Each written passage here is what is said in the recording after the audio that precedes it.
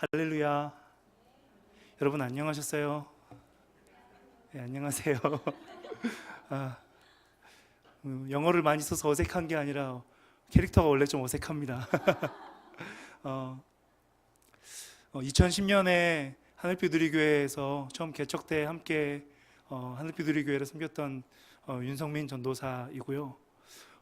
그 이후에 하나님께서 또 은혜 주셔서 성남제일교회라는 교회를 거치고 또 은혜 주셔서 지금 현재는 캐나다 밴쿠버에 있는 밴쿠버 한인교회 베다니 한인교회에서 예배 찬양과 또 우리 청소년들을 섬기고 있는 전도사입니다. 하나님께서 그 여러 교회 사역들을 통해서 제 마음 가운데 특별히 교정해 주신 한 부분이 있는데요. 여러분과 오늘 좀 그 부분을 먼저 말씀을 나누고 싶습니다. 여러분, 교회를 뭐라고 정의할 수 있을까요?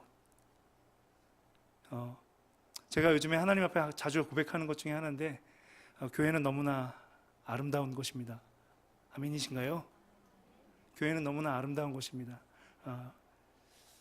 7년여 정도가 지나서 이렇게 다시 하늘빛우리교회 구석구석을 보면요, 익숙한 얼굴분들도 많이 보이시고 또 리모델링도 많이 했지만 제 눈에만 보이는 그런 것들이 있어요. 예전에 그 흔적들이 있는데 그거 보면서 그때 함께 예배했던 장면들도 하나하나 보이고 또 전혀 예상치도 못했던 집사님께서 이렇게 예배에 드럼을 치고 있는 모습들, 또 한 분 한 분들이 주 안에서 아름답게 자라가는 모습들을 보는 것이 얼마나 아름다운지 모르겠습니다. 모쪼록 하나님께서 주신 이 땅 가운데 하늘빛우리교회에 주신 것과 같이 하나님을 영화롭게 하고 세상을 충만하게 하는 이 교회의 비전 가운데 함께 아름답게 자라가는 우리 모두가 되기를 예수님의 이름으로 축복합니다. 설교에 앞서서 지난 8월 12일이 저희 아버지 장례이셨어요. 저희 아버지 장례 때 하늘빛우리교회 성도님들께서 또 기도해 주시고 또 왕재천 담임 목사님께서 넘치도록 섬겨주셔서 그 장례 일정 내내 부족한 저를 차고도 넘치는 하나님의 은혜가 참 많았습니다. 먼저 좀 감사하다고 인사를 드리고 싶고요. 한번 인사를 드리겠습니다. 정말 감사합니다. 여러분, 저는 오늘 설교를 통해서 저희 아버지 장례 기간 중에 하나님께서 상주로서 그 장례식장 한켠에서 자리를 지키면서 그 상주로서의 그 일정 내내 제게 하나님께서 주셨던 질문들, 그리고 제가 하나님 앞에서 끝없이 되묻고 되물었었던 그 질문들을 가지고 하나님께서 주셨던 은혜들을 여러분과 좀 나누기를 원합니다. 제 속에서 계속해서 일어났었던 질문은 이것이었습니다. 아버지 하나님, 이 땅에서 그리스도인으로 살아간다는 것, 특별히 이 땅에서 살아가는 가운데 가는 우리의 믿음이 도대체 어떤 의미가 있나요? 도대체 믿음이 무엇이죠? 도대체 이 땅을 살아가는 그리스도인들에게 있어서 믿음이 뭡니까? 라는 질문을 장례 일정 내내 되짚고 했었습니다. 여러분 어떠신가요? 삶을 살아가면서 특별히 우리가 한계 상황에 부닥칠 때 이와 같은 물어도 답이 없는 질문들 하나님 앞에서 기도하게 되시지 않으신가요? 여러분, 저는 특별히 일대 신앙입니다. 일대 신앙으로 하나님께서 은혜를 주셔서 또 신학을 하고 주의 종의 길을 가고 있기 때문에 제 속에는 참 질문이 많습니다. 일대 신앙이어서 하나님께서 큰 믿음을 주신 것 같은데 오히려 신앙생활을 하면 할수록 예수님을 알아가면 알아갈수록 제 속에서 참 질문들이 많고요. 그 질문들, 제가 다 알지 못하는 부분들을 하나님께서 덮어주시는 은혜 가운데 하루하루 살아가는 것들을 고백할 수 없는 제 모습들을 보게 됩니다. 그렇기 때문에 여전히 질문이 많고요. 특별히 저희 아버지 장례 일정 가운데 그 질문들이 폭발하는 시간들이었습니다. 제 속에서 이런 질문들이 이어져서 계속 나왔습니다. 하나님, 의인은 믿음으로 말미암아 살리라 하셨잖아요. 세상에서 믿음으로 산다는 것 너무 어렵습니다. 아버지의 장례 믿지 않으셨던 그분을 하나님께서 믿게 하셨는데 어렵게 믿게 하셔서 주님께 영광을 돌리며 장례를 하게 하셨는데 그 장례 일정 내내 제 마음 가운데 있었던 이 어둠의 부분들을 어떻게 하면 좋죠? 하면서 하나님 앞에 계속 질문했었고, 제 속에 있는 믿음의 질문들, 어둠들에 대해서, 또 신앙적인 패배감들에 대해서 하나님 앞에 질문하곤 했습니다. 여러분, 이와 같이 우리가 살아가는 삶 속에서 믿음으로 삶을 살아가는 것, 믿음의 문제는 쉬운 부분이 아닌 것 같습니다. 특별히 개인적으로 저의 문제뿐만이 아니라 요즘 교계 북미 쪽도 그렇고요, 많은 그리스도인들이 삶으로 믿음을 살아내는 문제에 있어서 넘어지는 모습들을 보게 됩니다. 2달 전쯤으로 기억을 합니다. 미국과 캐나다, 북미 전체에 기독교계 전체가 들썩거리는 사건이 하나 있었습니다. 한국에서도 몇몇 기독 언론들이 회자하곤 했었던 사건인데요, 목사 한 분께서 동성 결혼 주례를 하실 수 있다라고 커밍아웃 했었던 사건입니다. 여러분 근데 잘 아시겠지만 북미나 유럽, 특별히 이 캐나다, 제가 살고 있는 캐나다 지역 같은 경우는 동성애 이슈가 사실은 한국에 비해서 굉장히 많이 보편화되어 있습니다. 그래서 심지어 어느 정도로 이게 문란해졌냐면은 교역자 중에서 트랜스젠더 교역자들이 있고요, 교회 안에서 그 트랜스젠더들만 모이는 교회들도 많이 있습니다. 특별히 교역자 목사가 동성애에 관한 이슈에 자기 커밍아웃을 한다는 것이 그렇게 한국에서와 같이 크게 이슈가 될 만한 사건은 아니거든요. 그런데 이 목회자의 커밍아웃은 작은 사건이 아니었습니다. 왜냐하면 그 주인공이 유진 피터슨이었기 때문입니다. 여러분 잘 아시겠지만 한길 가는 순례자, 또 다윗 현실에 뿌리박은 믿음, 또 우리가 또 개역 성경을 더 잘 읽고 이해하기 위해서 읽는 메시지 성경과 같은 성경을 쓰신 너무너무 귀한 분이시죠. 북미 기독교 영성의 거대 산맥이라고 할 수 있을 만한 분이고, 목회자들의 목회자라고 하실 수 있는 분께서 내가 맡고 있는 성도 중 그 성도의 신앙이 정말 내가 갖고 있는 신앙 양심에 비추어 봤을 때 신실한 모습이라면, 그렇다면 그가 동성애자일지라도 동성 결혼일지라도 주례를 할 수 있을 것 같습니다 라고 이렇게 유진 피터슨이 이야기를 했던 것이죠. 유진 피터슨의 이 말은 한 목회자의 이야기가 아니었습니다. 북미, 미국은 물론이고 캐나다, 또 널리는 영국과 기독교권 안에 있는 모든 서구 사회가 유진 피터슨의 이 커밍아웃에 굉장히 큰 반향을 불러일으켰었죠. 사건이 점점 커져서 미국의 남침내 교단 쪽에 있는 가장 큰 기독교 출판 업체 중에 하나가 라이프웨이라는 회사가 있는데요, 이 라이프웨이 출판소에서 유진 피터슨이 이 동성애자를 주례할 수 있다라는 본인의 입장을 철회하지 않는다면 메시지 성경을 위시한 유진 피터슨의 135권에 해당하는 모든 책들을 전량 다 회수하겠다라는 엄포를 놨습니다. 그러자 유진 피터슨이 이 라이프웨이 출판사의 반응에 자기의 기존의 입장을 철회해서 이렇게 이야기를 했어요. 자신은 원래 성경적 가치, 성경에서 동성애를 하나님께서 허용하시지 않는다라는 가치를 자기는 따르는 자이고 그 신앙의 전통과 존중을 따르는 자이다라고 이야기를 했는데요, 그 인터뷰했을 당시에 기자의 질문 자체가 유도 질문이었기 때문에 본인이 그 유도 질문에 걸려 넘어져서 그와 같은 대답을 했었던 것 같다라고 유진 피터슨이 말을 했는데요, 사건이 이렇게 일단락 되어지는 것 같았는데 이렇게 끝나지 않았습니다. 유진 피터슨을 취재했었던 기자가 다시 반박 성명의 인터뷰 기사를 냈는데요, 자신은 유도 신문을 하지 않았고 자신은 유진 피터슨이 동성애자들에 대해서 목회적으로 신학적인 그의 입장, 성경에 대한 그의 입장은 모르지만 목회적으로 그의 행적을 살펴볼 때에 그는 설교 때에 동성애자들을 이렇게 개방적으로 받아들이는 유의 설교들을 많이 했었고 그와 같은 동영상을 본인이 가지고 있다라고 이야기를 했어요. 그래서 많은 북미에 있는 목회자들께서 이런 고민을 했습니다. 무엇이 유진 피터슨을 이와 같은 한계 상황에 부딪히게 했을까? 성경적으로 말씀하는 것과 목회적으로 그 동성애자들을 품는 문제 가운데 균형을 맞추는 문제가 그렇게 어려웠던 것인가? 이와 같은 많은 신앙적 고민의 글들을 내곤 했었습니다.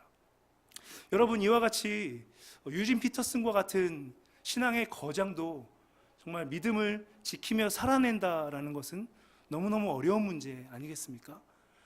이것이 비단 미국만의 문제가 아니고 우리 한국 기독교 상황은 어떻습니까? 신앙의 진정성을 우리가 먼저 좀 따져봐야 할 문제이긴 하지만 지난 그 박찬주 대장 부부의 군대 갑질 문화 여러분 아시죠? 그들의 신앙의 진정성을 우리가 살펴봐서 따져봐야 할 부분이 있겠지만 하나님 앞에서 정직하게 짚어볼 때 그런 자들이 교회의 장로일 수 있고 또 권사일 수 있는 것이 우리 이 땅에 지금 한국 기독교의 현주소, 우리의 믿음의 현주소라는 부분 앞에 하나님 앞에 다시 한번 우리의 모습들을 정말 정직하게 짚어보며 돌아봐야 되겠다라는 생각을 하게 되었습니다. 사랑하는 성도 여러분, 저는 오늘 예배를 준비하면서 이 땅을 특별히 믿음으로 살아내도록 부름받은 우리 그리스도인들이 절대로 간과하지 말아야 할 한 부분, 하나님 앞에 은혜로 의지하며 나아가되 절대로 간과하지 말아야 될 한 부분이 있다라고 깨닫게 되었습니다. 무엇인가 하면 우리들 믿음으로 삶을 살아가는 과정 가운데 우리가 깨어졌던 패배의 현장들, 우리가 믿음으로 살아내지 못하고 있는 그 패배의 현장들을 하나님 앞에 다시 한번 주의하면서 통회자복하는 심령으로 우리가 다시 짚어보고 주 앞에 계수해 나가야 한다라는 것이죠. 그렇게 할 때 로마서 1장 17절이 말씀하는 바, 우리 한번 같이 읽어볼까요? 복음에는 하나님의 의가 나타나서 믿음으로 믿음에 이르게 하나니 기록된 바 오직 의인은 믿음으로 말미암아 살리라 함과 같으니라. 아멘.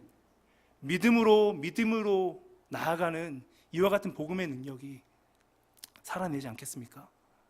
여러분, 오늘 우리가 하나님 앞에서 함께 가장 먼저 고백해야 할 것이 무엇일까요? 우리 자신을 돌아볼 때 믿음으로 살아내는 우리의 삶의 현장들을 돌이켜 볼 때 하나님 앞에 우리가 겸손하게 회개하며 고백해야 할 것이 무엇일까요? 저는 이렇게 고백하고 싶습니다. 함께 한번 따라해 보실까요? 주님, 우리의 믿음은 연약합니다. 우리의 믿음은 연약합니다. 여러분, 요한복음에는 우리의 이와 같이 승리하는 것보다 패배가 더 많은 연약한 믿음의 우리의 현장과 너무나 닮아있는 많은 믿음의 사람들의 패배의 현장들이 그려지고 있습니다. 여러분, 요한복음에서 예수님께서 만나셨던 사람들의 사건 하나하나들 기억하시나요? 오늘 본문을 요한복음에서 말씀하시는 하나님의 뜻을 정말 전체적인 요한복음의 신학 안에서 잘 살펴보기 위해서 좀 한 부분 한 부분들을 다 살펴가면서 말씀을 나누길 원하는데요. 한번 같이 짚어봤으면 좋겠습니다. 여러분, 요한복음 2장에서는 어떤 연약한 믿음의 사람이 등장합니까?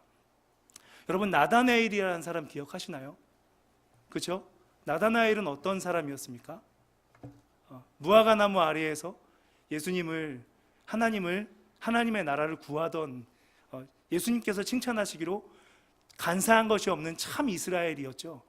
그런 그 또한 어떤 믿음의 연약함이 있었습니까?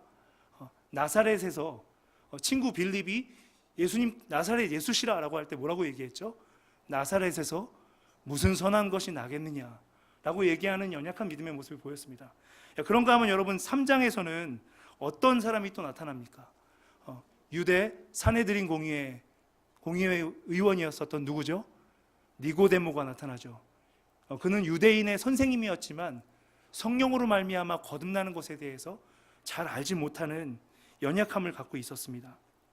여러분, 4장에는 또 독특하게도 이방 여인인 누가 나타나죠? 수가성의 사마리아 여인의 연약한 믿음을 다루시는 예수님의 모습이 나타납니다. 5장에는 누가 나타나죠? 38년 된 병자, 안식일 때 예수님께서 그를 자리를 들고 일어나라 라고 고치셨고, 그의 죄가 많아서 병이 생긴 것에 대해서 죄를 사하시면서 예수님께서 역사하자 안식일에 일을 한다고 이에 대해서 불신앙으로 다가오는 바리새인들과 유대인의 모습들이 그려지고 있습니다. 여러분, 6장에는 어떤 연약한 믿음의 모습이 그려집니까? 유물론자 여러분 포이에르 바흐라는 철학자는 사람을 이렇게 정의했습니다. You are what you eat. 사람이란 무엇을 먹는가에 의해서 그 사람의 존재가 규정되어진다라고 이야기하는 것이거든요. 6장에는 이와 동일하게도 오병이어의 역사 가운데 생명의 떡이심을 주님께서 밝히시지만 육의 떡으로 만족하며 예수님을 육의 떡을 계속 주는 분으로 임금 삼으려고 하는 연약한 믿음의 모습이 나타납니다. 여러분 거의 다 왔거든요. 7장에는 어떤 모습이 나타납니까? 안식일에 사람을 고치는 일로 예수님을 죽이려 하는 자들의 모습이 나타나고 있죠. 그때 예수님은 이들의 믿음을 이렇게, 연약한 믿음을 이렇게 진단하십니다. 외모로 판단하는 바리새파의 믿음, 외모로 너희들이 판단한다라고 그 연약함을 드러내고 계시죠. 8장 가늠하다 잡힌 여인을 정죄하고 죽임의 심판이 아니라 구원하시고 용서하시는 심판으로 그의 연약함을 교정하시고 그를 정죄하려 했었던 유대인들을 교정하시는, 그 믿음을 교정하는 예수님의 모습이 나타납니다. 10장에는 선한 목자이신 예수님의 음성을 듣지 못하는, 목자이신 예수님의 음성을 듣지 못하는 연약한 믿음에 대해서 이야기를 하고 있고요. 11장에는 우리가 오늘 읽은 본문이죠. 나사로의 죽음 앞에 놓인 마르다의 믿음의 연약함에 대해서 예수님께서 다루시고 계십니다.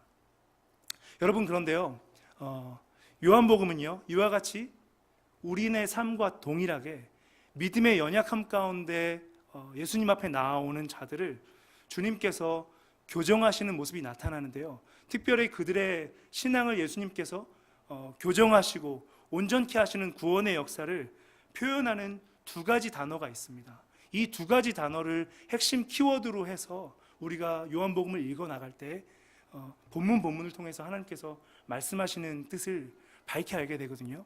첫 번째 단어는 무엇인가 하면요, 영생이라는 단어입니다. 여러분, 요한복음은 이 영생이라는 말이 정말 많이 나타나고 있거든요. 특별히 19구절에 해당하는 본문에서 20번 정도 나타나고 있고요. 이 영생이라는 말과 동일한 의미로 쓰이고 있는 생명이라는 단어 또한 19번 나타나고 있습니다.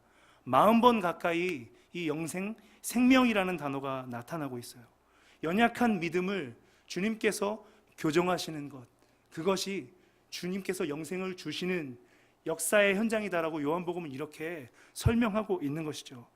이 요한복음이 연약한 믿음을 교정하시는 장면을 영생으로, 생명으로 표현하는 부분들을 우리가 잠깐 살피기 원하는데요, 너무 많기 때문에 몇몇 구절들만 함께 살펴보도록 하겠습니다. 우리 1장 4절 우리 한번 같이, 우리 좀 PPT 주시고요, 같이 읽어보겠습니다.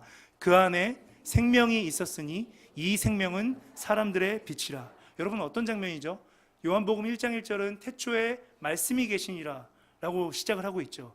태초에 천지만물을 만드신 말씀이신 예수님께서 그 예수님 안에 생명이 있었다. 그런데 이 생명은 사람들의 빛이다 라고 말씀하고 있습니다. 여러분, 우리 이어서 3장 15절 같이 읽어보도록 하겠습니다. 이는 그를 믿는 자마다 영생을 얻게 하려 하심이니라. 자, 여러분, 이 본문 지금 그를 믿는 자마다 영생을 얻게 하려 한다. 니고데모, 유대 산헤드린 공의원이었었던 그를 교정하는 자리에서 예수님께서 하신 말씀입니다. 그 다음 여러분 5장 24절 26절 같이 읽겠습니다.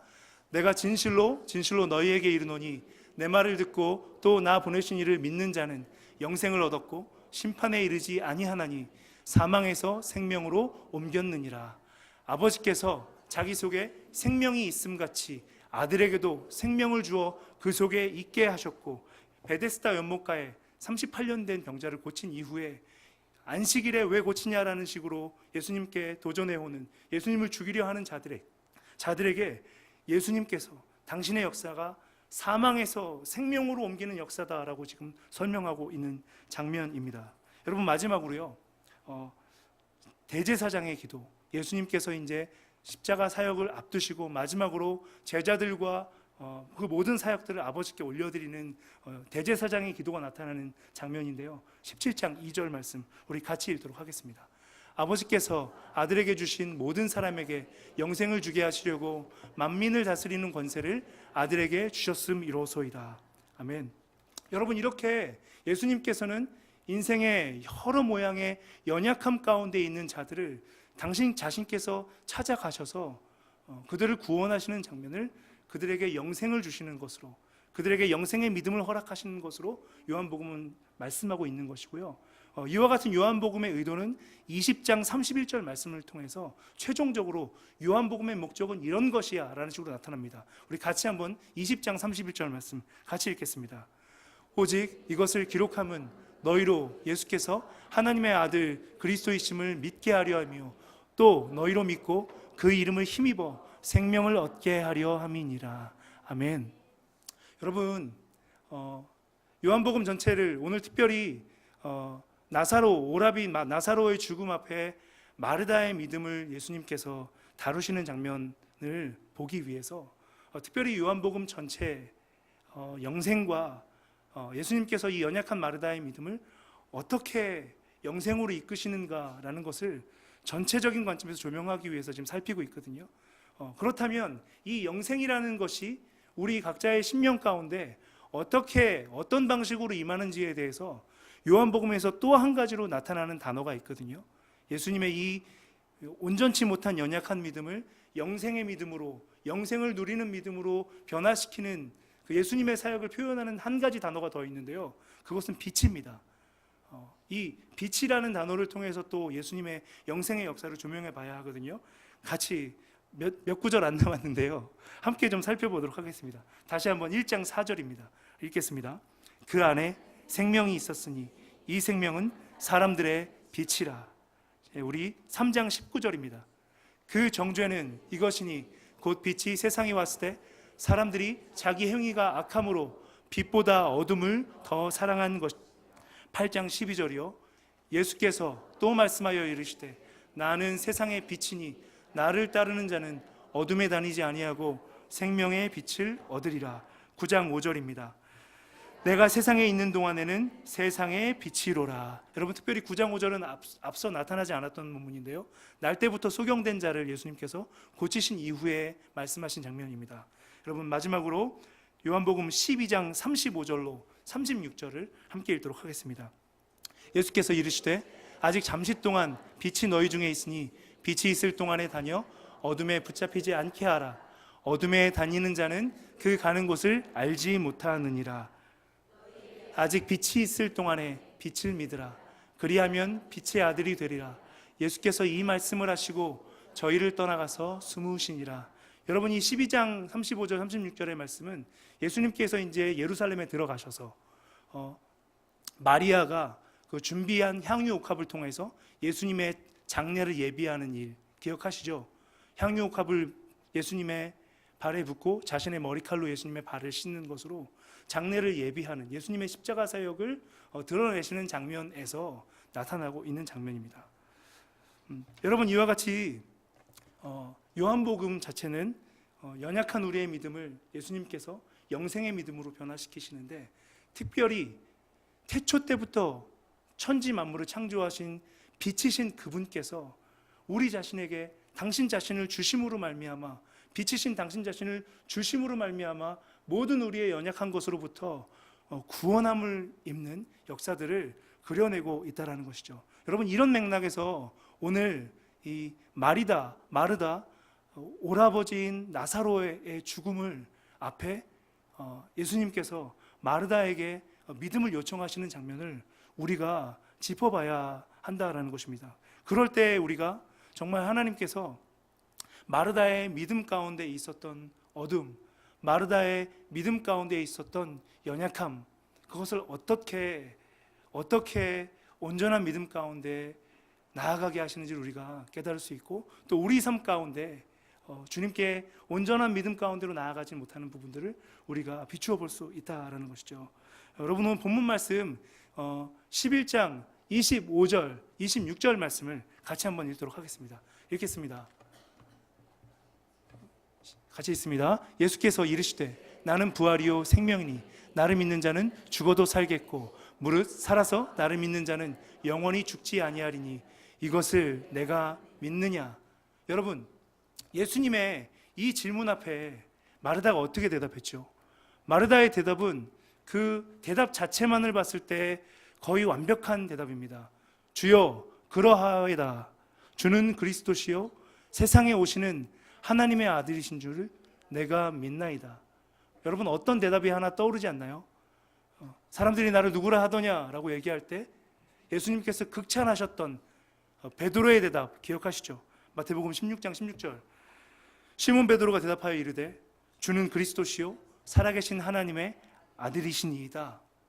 여러분, 베드로도 참 신기하게도 이 고백을 하고도 이 고백을, 이 놀라운, 예수님께 놀라운 칭찬을 받는 고백을 하고 나서도 베드로도 실족해서 넘어지죠.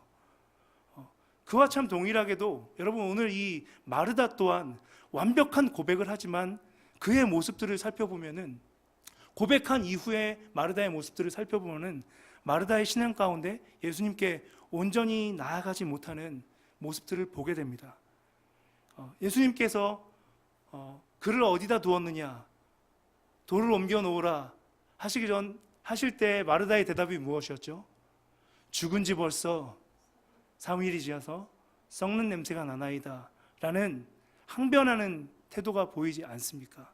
여러분, 예수님께서는 마르다의 이 고백 자체가 그때 당시의 신앙 전통과 유대인들의 전통에 따라서는 틀린 고백이 아니지만 마르다의 이 고백 자체를 더 영생의 믿음, 충만한 믿음 가운데로 이끄시길 바라셨던 것이죠.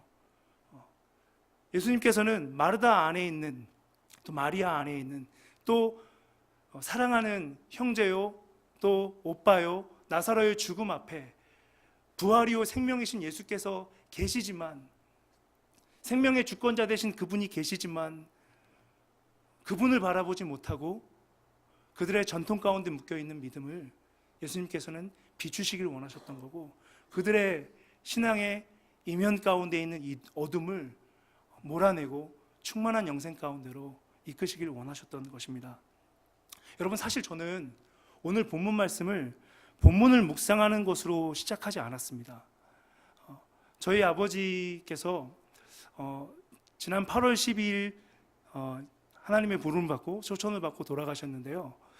저희 아버지의 장례를 하면서 우리 사랑하는 목사님께서 저를 아끼시고 또 저희 가정을 아끼셔서 보내주신 화환에 보면은 이 본문 말씀이 쓰여져 있었어요. 나는 부활이요 생명이니 나를 믿는 자는 죽어도 살겠고 무릇 살아서 나를 믿는 자는 영원히 죽지 아니하리니 이것을 네가 믿느냐. 이 말씀이 저를 오늘 이 본문 가운데로 이끌었고, 그 본문 장례 일정 이틀 내내 그 본문 앞에 씨름하고 씨름하면서 마치 이틀 동안 낮이 없는 것과 같은, 밤과 같은 이틀을 보냈습니다. 예개인고로 이렇습니다. 저희 아버지는 사실 가족에게 그렇게 좋은 아버지가 아니셨어요. 제가 아주 어렸을 때부터 가족에게 굉장히 상처를 많이 주시는 이슈가 많은 아버지셨습니다. 경제적으로도 정서적으로도 어떤 부분 한 부분도 가족들과 이렇게 교제가 없는 분이셨어요. 그래서 일찌감치 제가 20대 초반 때에 경제적인 이유 때문에 두 분 부모님께서 더 이상 같이 있으실 수 없는 상황이었고, 아들인 제가 저희 아버지를 법원에 데려가서 이혼을 시킬 정도의 상황까지 됐었던 분이었습니다. 왜냐하면 아버지께서 일을 다 벌려놓은 상태였는데 아버지도 빚이 많으시고 어머니도 빚이 많으시고 이미 별거 상태가 10년 이상 되었었고, 아버지는 부양을 전혀 안 하신 상태였었고, 가족 모두와는 관계가 다 깨어져 있는 상태였기 때문에 아버지께서 그때 당시에 이혼을 하시지 않으면 몸도 성하시지 않고 여전히 이미 빚을 가지고 계신 어머니와 가족들에게 아버지의 모든 게 다 넘어올 상황이었습니다. 별거가 10년 된 상황이었는데 그런 거 다 아랑곳하지 않고 막무가내로 이혼할 수 없다라는 아버지를 모시고 가서 이혼을 시켰었던 이런 상황이 있었거든요. 사실은 제가 2년 전 유학 가기 전이었습니다. 하나님께서 유학을 도저히 갈 수 없는 형편 가운데 있는 저였는데 교회 기도와 또 많은 믿음의 동역자들의 후원을 통해서 유학의 문이 열렸습니다. 유학의 문이 열려서 준비하고 있는 과정이었어요. 제가 2015년 10월 19일 날 이제 밴쿠버로 날아갔는데 하나님께서 7월쯤이었습니다. 제가 덮어뒀던 제 인생의 추억의 책장을 주님께서 이렇게 펼치시는 거예요. 제가 펼치고 싶지 않았었던 추억의 책장을 이렇게 탁 펼쳤는데, 아버지, 성민이 너 아빠 아직 예수 모르시잖아. 성민이 너 잘 알고 있잖아. 아버지하고 가족들하고 아무 교제가 없다라는 거. 아빠 혼자 어떻게 지내고 있는지 너 궁금하지 않니? 주님께서 제 마음을 계속 찌르시는 거예요. 그래서 거의 10년여 가까이 왕래가 없었습니다. 왜냐하면 가족들이 찾아가도 완강히 거부하셨어요. 아마 예상컨대 다른 여인이 계셨던 것 같아요. 근데 그 모습을 보이기 쉽지 않으셨고, 또 가족들에게는 항상 강한 모습으로 연기하셨지만 이면에 빚 문제, 건강 문제, 여성 편력 문제, 여러 가지 문제들이 막 뒤엉킨 걸 보이고 싶지 않으셨는지 근 10년이 되도록 찾아가겠다 뭐 한다라고 해도 완강히 거부하셨고, 결혼을 할 때나 도저히 가족들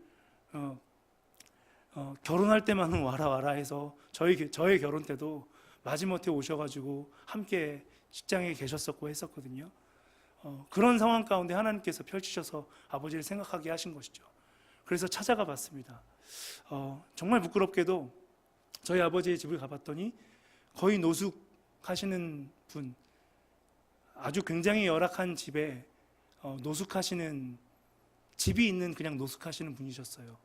거동을 하실 수 없는 상황이었고, 거동을 하실 수 없는 상황 가운데 술과 온갖 그런 것들로 너무너무 초라한 어른이 앉아 계신 거죠.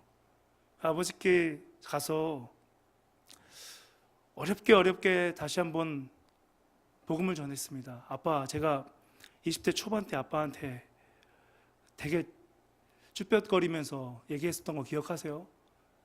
아들이 예수 믿고 지금 주의 좋은 길 간다고 전도사도 하고 있고 또 하나님께서 은혜 주시면 목사도 될 수 있는데 아빠 예수님 같이 믿었으면 좋겠어요. 그리고 아빠 건강도 점점 나빠지시는데 저는 아빠하고 나중에 천국에서도 볼 수 있으면 좋겠어요 라고 이야기를 했어요. 예전보다는 많이 마음이 누그러지셨지만 사람은 잘 변하지 않더라고요. 건강이 무너져 계셨고, 그런 아버지를 설득해서 요양병원에 모시게 되었습니다. 근데 웬걸요, 한 이틀 되니까 요양병원에서도 또 난동을 부리시는 겁니다. 본인이 가장 상태가 안 좋으신데 여기 이런 병원 같은 데 있으면 사람 죽는다고, 오히려 죽는다고 하면서 난동을 부리시고 다른 분들을 무시하고, 그래서 다시 눈물을 머금고 이틀 뒤에 찾아가서 아버지를 모시고 그 허름한 누추한 그곳에 모셔드리고 캐나다 유학길을 떠나게 됐어요. 11시간 날아가는 내내 정말 너무 민망할 정도로 눈물이 많이 났습니다. 그 11시간 내내 하나님 앞에 계속 기도했어요. 아버지, 제가 진짜 지금 이 길을 가는 게 옳은지 모르겠습니다. 넉 달 정도의 이 질문들이 계속되는 과정 가운데 비행기로 올랐고 결국은 가게 됐는데, 그때 하나님께 저희 아버지를 또 저희 어머니 가족 문제들을 위탁하고 맡기고 넘어갔습니다. 그래서 2년 남짓의 시간이 지났는데요. 한 넉 달 전쯤이었습니다. 갑자기 한국에서, 제가 캐나다에서 열심히 학교도 다니고 공부하고 있는 중이었었는데 저희 아버지가 이제 아밋이라고 암이 콩팥에서 시작돼서 온몸으로 다 퍼졌기 때문에 더 이상 손을 쓸 수 없는 상황이 되었다고. 그래서 시한부 길면은 석 달에서 한 달 정도를 사실 수 있을 것 같다고 소식이 전해져 왔어요. 그 소식을 듣는데 잠이 안 오더라고요. 제일 머릿속에서 계속 맴돌고 생각났던 것은 우리 아빠 아직 복음 모르시는데 어떡하지? 예수님 모르시는데 어떡하지? 며칠을 씨름하고 고민하던 중에 하나님께서 한 가지 지혜를 주셨습니다.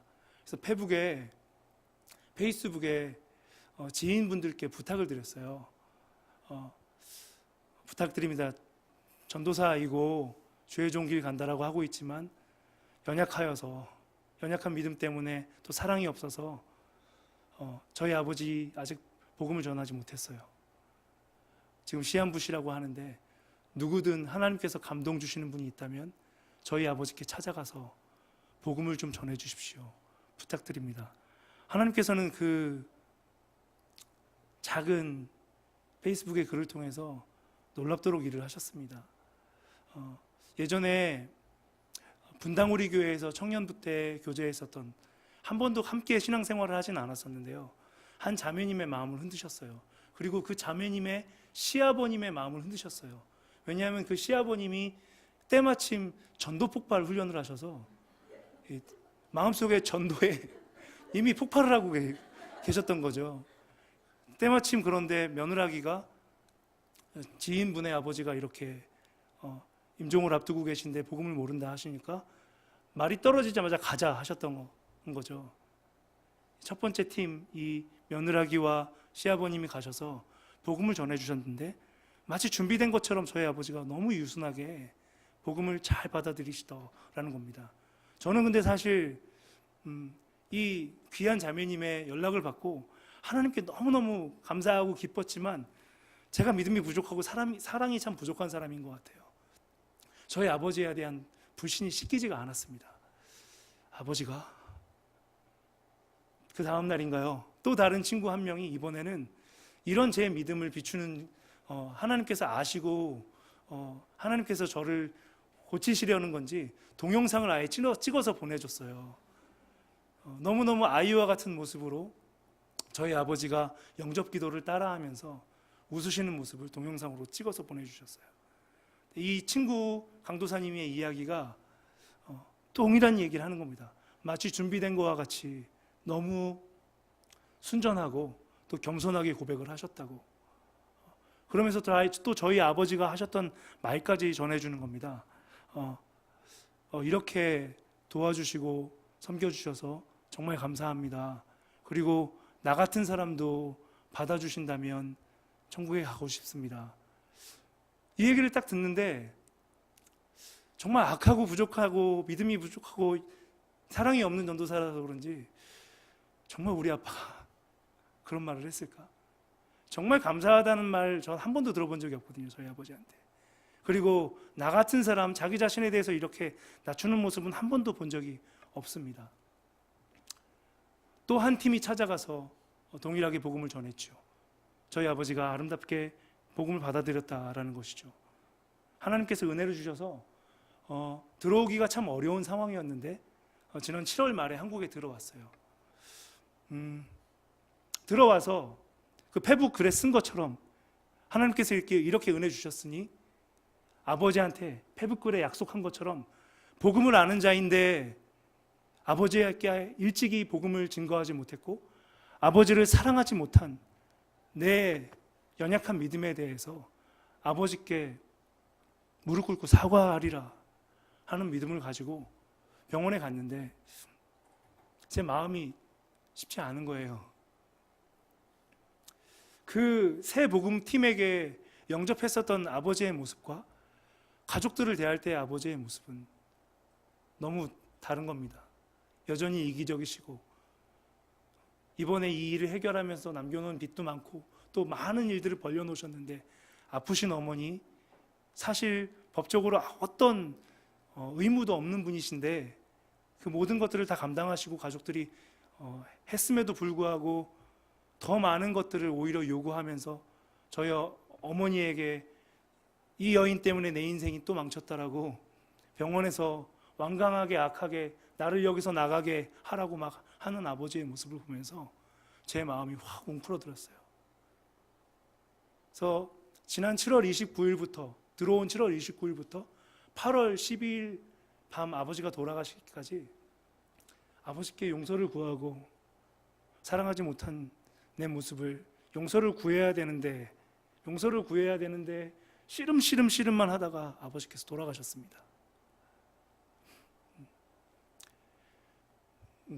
그렇게 돌아가신 아버지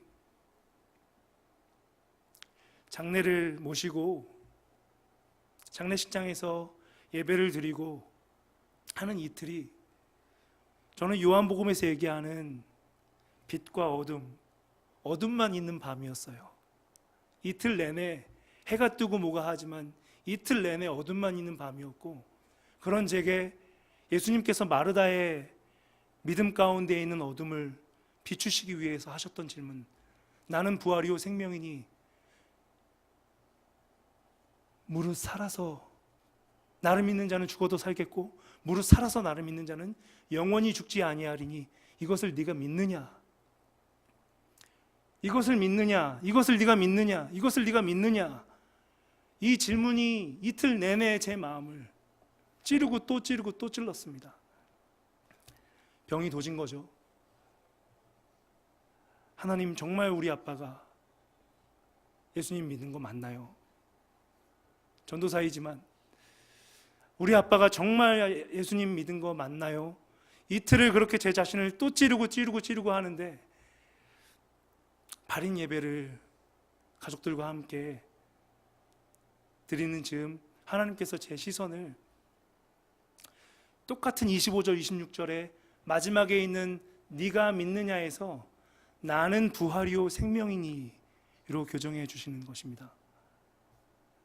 여러분, 저는 사실 20대 초반에 예수님을 알고 제 개인적으로 가장 제 스스로를, 저는 이게 굉장히 좋은 건 줄 알았어요. 신앙의 진정성, 예수님 앞에, 하나님 앞에 내가 진정 온전한 믿음, 정말 진정성 있는 믿음인가라는 부분을 하나님 앞에 씨름하고 질문하는 것, 물론 긍정적인 부분도 있겠지요. 그러나 예수님께서는 이번 저희 아버지의 장례를 통해서 그 이틀에 밤만 있었던 이틀을 통하여서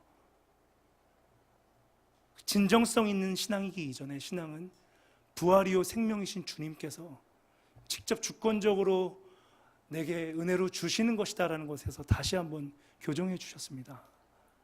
사랑하는 여러분, 오늘 주님께서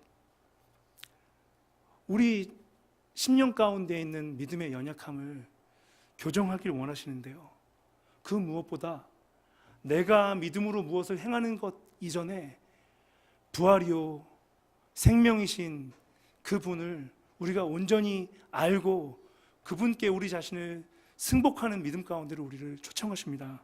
믿으십니까? 예수님께서는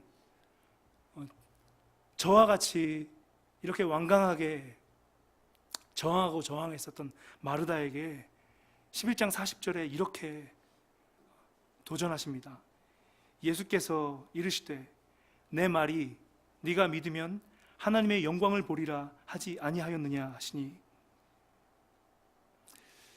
저에게도 동일하게 믿음 가운데 예수님께서 부활이시고 생명이셔서 주권적으로 내 아버지의 영생이 되시고 생명이 되시고 영생의 모든 것 되신다라는 것을 믿게 되니까 다시 한번 예수님을 온전히 알게 되고 바라보는 신앙 가운데로 비상하게 해주셨습니다. 요한복음이 다시 보이더라고요. 1장 14절에 예수님의 영광을 설명한 것을 저는 이번에 조금 맛본 것 같습니다. 우리 1장 14절 말씀 같이 읽겠습니다. 요한복음 1장 본문 14절 말씀입니다. 함께 있습니다. 말씀이 육신이 되어 우리 가운데 거하심에 우리가 그의 영광을 보니 아버지의 독생자의 영광이요 은혜와 진리가 충만하더라. 아멘. 아버지의 독생자의 영광이요 은혜와 진리가 충만하더라. 여러분, 어떤 신앙의 연약한 문제 가운데 하나님 앞에 믿음의 씨름을 하고 계십니까? 그 씨름을 함에 있어서 예수님을 온전히 아는 우리가 되기를 소망합니다. 아버지의 독생자의 영광이시오 은혜와 진리가 충만하신 그분을 바로 아는 우리가 되기를 소망합니다. 한 가지 신앙생활을 하면 할수록 배우게 되는 것, 예수님께서는 어떤 방법이 아닌 당신 자신을 주신다라는 것이죠. 오늘 요한복음에 있는 우리가 살폈던 모든 연약한 믿음 가운데 있는 사람들에게 예수님께서는 실상 방법과 출구가 아니라 당신 자신을 주신 것입니다. 다시 말씀드립니다. 예수님께서는 방법과 출구와 어떤 능이 아니라 예수님 당신 자신, 부활이요 생명이시고 영생의 모든 것 대신 당신 자신을 주신 것입니다. 그렇기 때문에 요한복음 3장 16절은 이렇게 말씀하고 있는 것이죠. 하나님께서 세상을 이처럼 사랑하사 독생자를 주셨으니 이는 그를 믿는 자마다 멸망하지 않고 영생을 얻게 하려 하심이라. 아멘이신가요? 예수님을 우리에게 주셨습니다. 우리의 모든 연약한 믿음과 깨어진 상황을 뛰어넘어서 영생이신 그분을 바라보라고, 그분께 우리의 모든 것을 승복하며 나아갈 때 그 주님께서 우리의 생명이 되시고 부활이 되시고 영생의 모든 것 되심을 믿음으로 말미암아 신앙의 씨름 가운데 날마다 승리하며 나아가는 저와 여러분 될 것을 예수님의 이름으로 축복합니다. 여러분, 우리 함께 이 시간 좀 찬양하고 기도하며 나아가기를 원합니다.